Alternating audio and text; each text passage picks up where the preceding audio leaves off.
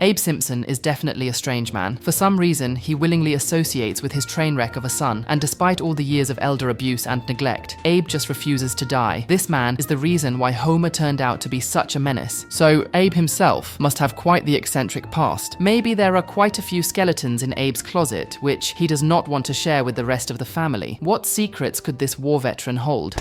Are you my new mommy? 'Cause I'm owed a lot of tucking in. On this particular day, the weather in Springfield is very hot. Everyone in town is looking for ways to cool themselves, and the Simpson family are no exception. Homer, Marge, and the kids are completely miserable. The heat is getting to them. And since the family has no air conditioning, Marge gets a bright idea. The family decides to visit Grandpa Abe. Since the retirement home has a perfectly good air conditioner, the family can take advantage of the cold air under the pretense of visiting the forgotten grandpa. As expected, Abe and Homer immediately get into a fight, but before things get worse, the police barges in. Chief Wiggum has an interesting task for the forgotten veteran. Apparently, Abe's expertise is needed in an investigation, and soon the family is led to a graveyard. That is being demolished so that an insipid, ugly shopping mall can encroach upon the land. Chief Wiggum warns the family that what they are about to witness is horrendous, and then he leads Lisa and Bart to view the whole thing front and center. The family watches on as Chief Wiggum uncovers an old grave. Inside the coffin, there are 2 skeletons,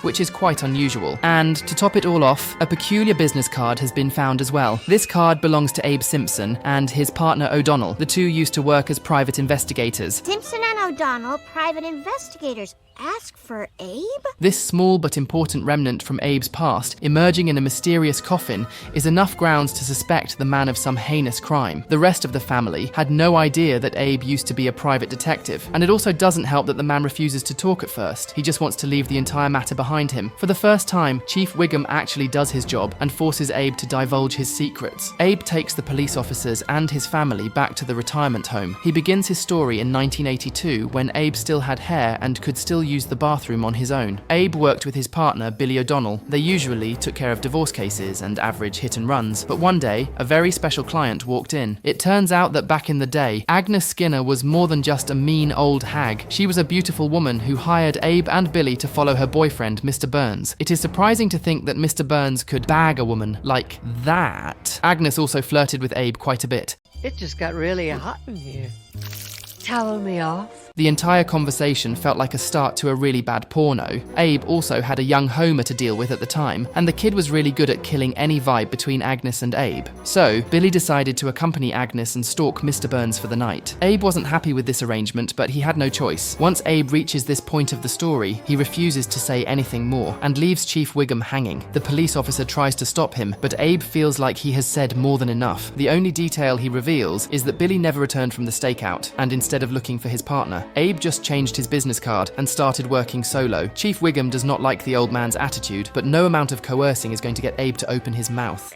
Wow, Grandpa, you're finally interesting. Can we hang out? Yeah, but I ain't talking. Finally, the family finds Grandpa Abe even remotely interesting. Later on, Marge cannot believe that Abe turned his back on his missing wife, but Homer has no doubt that his no-good father abandoned his partner like that. After all, Homer's memories are filled with moments where his dad abandoned him for no good reason. Lisa then interjects with the idea of conducting a forensic analysis of the business card found in the grave. Maybe she can discover something useful. At first, Marge isn't too keen on the idea, but it doesn't take long for Lisa to start tinkering away. After completing her analysis, Lisa finds that the business card has traces of blood on it, and the blood type is actually AB negative. If she can check records on Billy and match the blood type, it would suggest that the second skeleton in the grave is Billy O'Donnell himself. But to get to these records, Lisa and Bart must spend a harrowing evening with Patty and Selma. Since the two sisters work in a DMV, Lisa can go through their records and check O'Donnell's blood type after thoroughly rotting their brains with the Twisted Sisters. Lisa finds Billy's file, and it doesn't take long for her to discover that Billy had an AB negative blood type. This proves Lisa's hypothesis. For the first time, her nerdy behavior led to something useful. Lisa quickly goes back to Grandpa Abe to reveal this information. She is hoping that the old man will be inspired to continue the investigation with this new information, but Abe is not impressed. He wonders why Lisa can't just act like a normal little girl. You're messing with things you should let lie.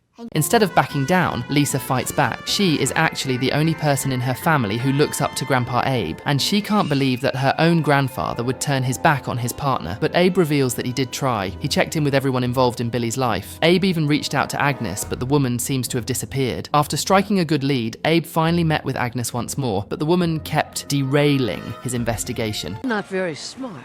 I like that. I mean, you're really, really stupid.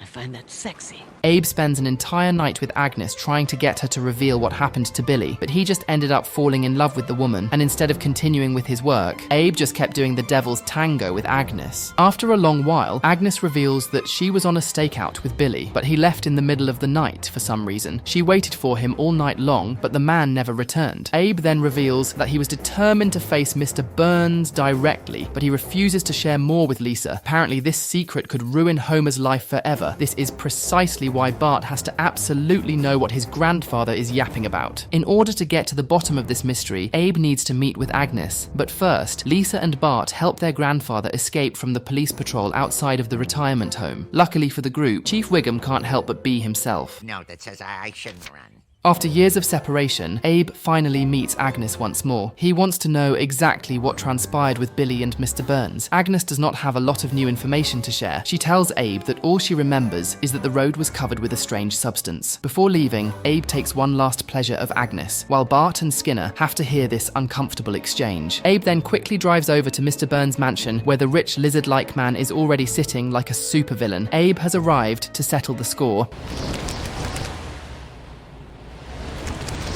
Abe recalls how 40 years ago he confronted Mr. Burns about the disappearance of his partner, Billy. Mr. Burns does not reveal the truth, although it is clear that he knows exactly where Billy is. Instead, he offers Abe to forget about his partner, and in exchange, Mr. Burns will give his son a job. And no matter how many stupid, devastating mistakes his son makes, Mr. Burns will never fire him. Abe knew that his son wouldn't amount to much in life. This might be the only way for Abe to secure his son's future.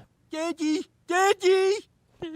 Abe took this offer, and for decades on end, Mr. Burns has been stuck with Homer as the absolute worst employee ever. When Homer hears what his father did for him, he isn't angry at all. In fact, Homer knows that without Abe's intervention, he would have lost his job the minute he started stuffing his face with donuts at work. Homer thanks Abe for this wonderful, lifelong gift. Finally, the endless years of Homer's screw-ups not getting him fired are starting to make sense. All those wonderful moments were born out of Abe's questionable past.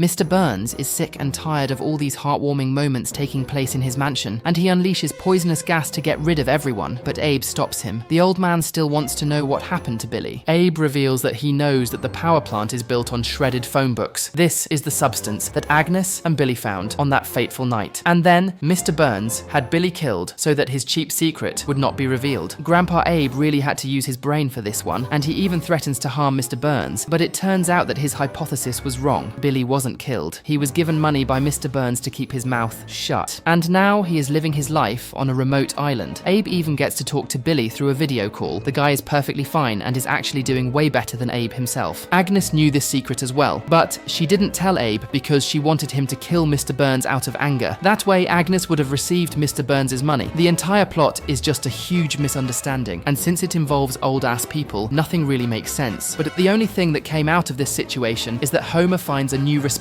for his father, and this sentiment lasts for about 5 seconds. All for you, Dad.